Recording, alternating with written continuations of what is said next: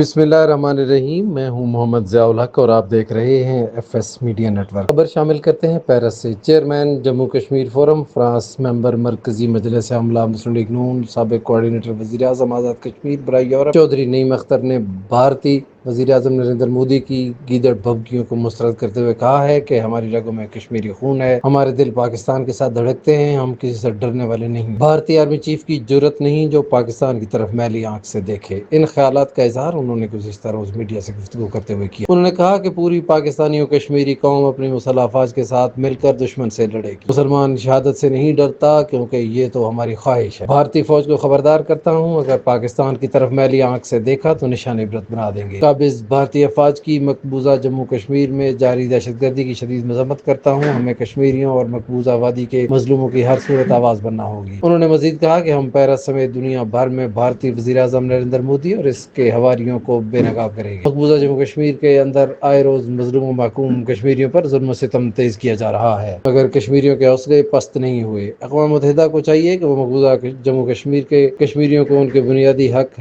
خود ارادیت دلوانے میں اپنا کردار ادا کرے۔ سبسکرائب کیجیے F S media network اور دیکھتے رہیے تازہ ترین تبصرے اور خبر۔